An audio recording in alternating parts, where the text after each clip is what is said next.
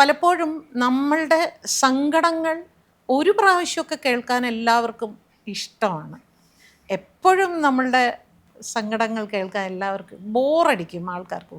എൻ്റെ ദൈവമേ, ഇതേ വരുന്നു പരാതിപ്പെട്ടി, അല്ലെങ്കിൽ ഇങ്ങനെ ഒരു കരഞ്ഞുകൊണ്ടിരിക്കുന്ന ഒരു അങ്ങനെ ആവരുത് എന്ന് എനിക്ക് ഭയങ്കര ചെറുപ്പത്തിലേ എനിക്കുണ്ടായിരുന്നു.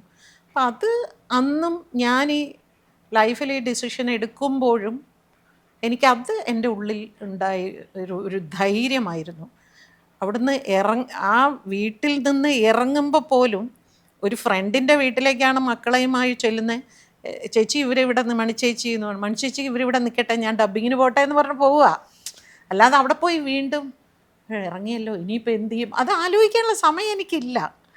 അത് കഴിഞ്ഞ് ഡബ്ബിങ് കഴിഞ്ഞ് വന്നു, പിറ്റേ ദിവസം വേറൊരു പടത്തിന് പോകുന്നു, അതിൻ്റെ അടുത്ത ദിവസം വേറൊരു പടത്തിന് പോകുന്നു. ഒരു ഫ്രീ ടൈം കിട്ടുമ്പോൾ വേഗം വേഗം വേഗം വീടെടുക്കുന്നു, ഒരു വാടകയ്ക്കൊരു വീടെടുക്കുന്നു, പെട്ടെന്ന് വീട്ടിലേക്ക് ആവശ്യമുള്ള സാധനം വേണം.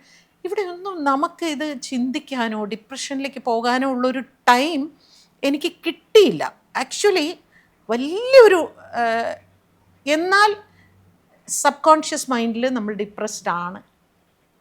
അതാവാതിരിക്കാൻ ഒരിക്കലും പറ്റില്ല.